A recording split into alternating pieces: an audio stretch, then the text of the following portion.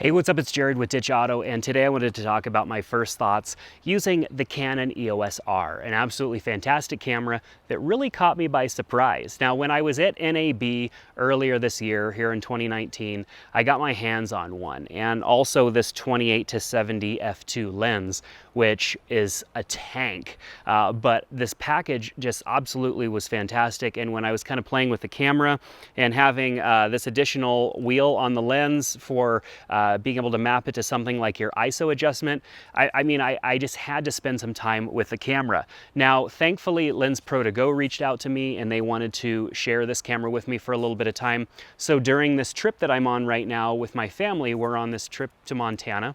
I'm in Montana right now, and we've been here for a couple of days. We're going to be here for a couple more weeks, and this trip is basically an all summer long trip that we're doing in our RV.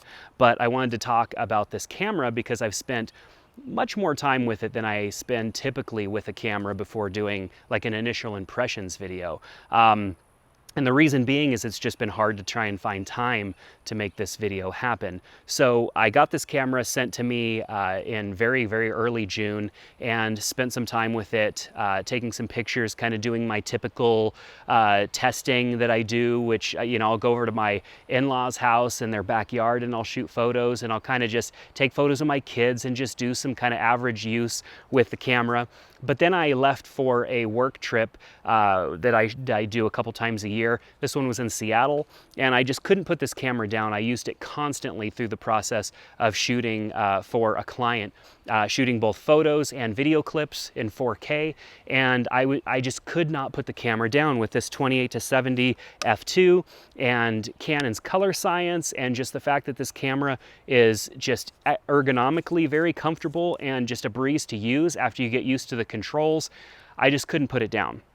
Of course, I still had all my Sony stuff. I am not planning to switch to Canon because I'm still so invested in Sony right now, but it's a very welcomed piece of equipment to come from Canon after being a shooter on the 5D Mark III for so many years and then kind of giving up on Canon and switching over to Sony. Yes, I used the Canon 5D Mark IV, but it just wasn't enough for me. I didn't enjoy it, and so I stuck with my Sony gear, and I've loved Sony ever since. So I'm very excited about this camera and happy to have gotten a chance to use it. So thank you, Lens Pro To Go, for sending it to me.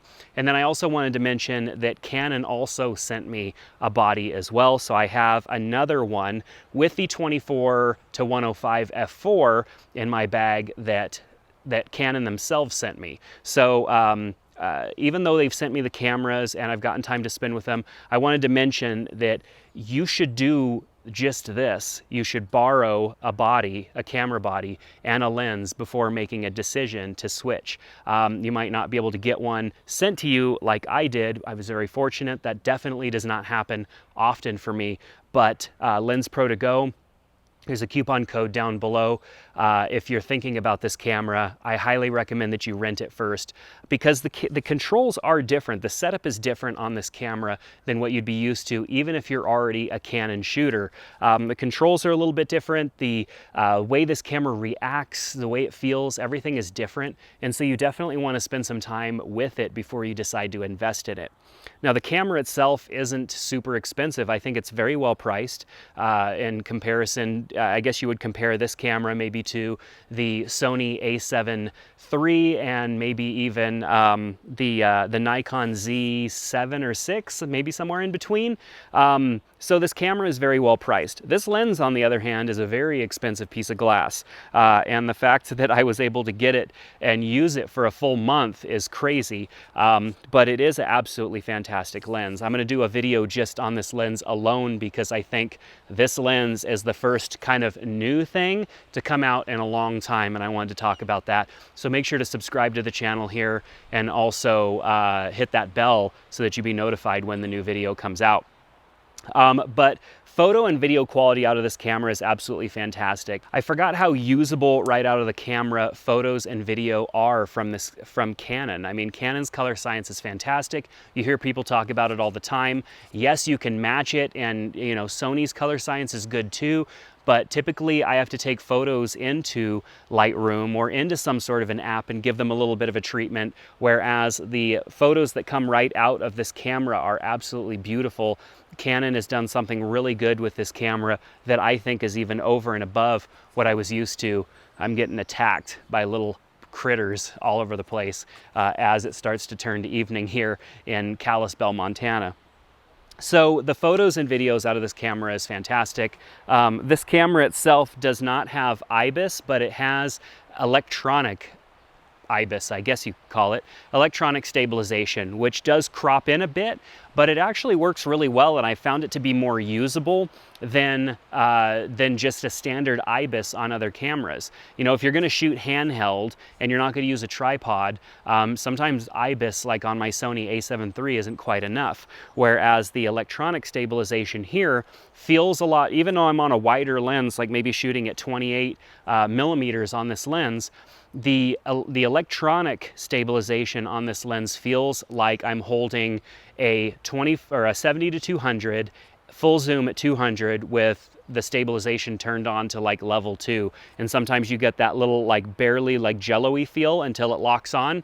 That's kind of what it feels like, but it actually is really good and it does a great job at stabilizing. You could shoot a lot more handheld with this setup here, which technically there's no stabilization in this lens, there's no IBIS on this camera, but this setup is more stable to me than my a7 III that has IBIS with a 2470 f2 on it. So I really do like this setup right here, and that's why for this event that I was shooting professionally, I just didn't put this camera down because it was working for me on so many different levels. Having that lens be at an f2 is great to have just that extra speed in the lens so that I can get a little bit more light in there. The low light performance on this camera is also really good. I think Sony may still be edging them out a little bit, but not to the point where you really can even tell. I can easily hike the ISO up on this camera in shooting photos and also shooting video and get very usable content out of it, even at the higher ISO levels, without having to do anything crazy to recover those images that are captured. So with that said, I will be coming out with a full review of this camera later before I send it back. I just want to spend more time with it. I've definitely used it more than most reviewers do when they put out their reviews. You know, I've used it a lot myself personally. It's been traveling with me now. I've also used it professionally out in the field shooting for clients, and I just can't put it down. Of course, I'm still getting used to getting around the camera fast. That part is a little bit challenging, and there are a few less buttons on this camera. I'll talk about this stuff in my full review. I do like having some of the tactile feedback, being able to use the camera a little bit faster without having to pull it away from my face and look at the camera body to make my adjustments. But there are some things that are just surprisingly really great about this camera, even in its simplicity. So I'll talk about those in my full review. So there are links down in the description below. Like I said, there's also a coupon code to LensPro2Go. It's just my first name, so you'll want to definitely use that. So that you can maybe rent this at a discount, because discounts are always great. But also, if you're thinking about purchasing it, the links are down in the description below to pick one up as well. This camera is great. It's fantastic. It surprised me a lot. And even though it still uses the batteries, the same Canon batteries that we've been using forever, the thing lasts forever on a charge. I was really impressed with what they've done with this camera, considering same battery technology, new technology in the camera and whatnot as well. Lastly, I think before we go, we'll talk a little bit about the flippy screen. That's something I'm going to talk about in the review, because I think that, you know, people get excited about this and I think it's dumb. And then also the single SD card slot. You know, people will say, oh, it's not for pros because there isn't a dual SD card slot. And I'm just here to say that I've been shooting for 15 years professionally. A lot of my cameras have been single card slot and I haven't had any problems, knock on wood. If you use good media, if you use good SD cards, good quality SD cards, you're not going to have a problem.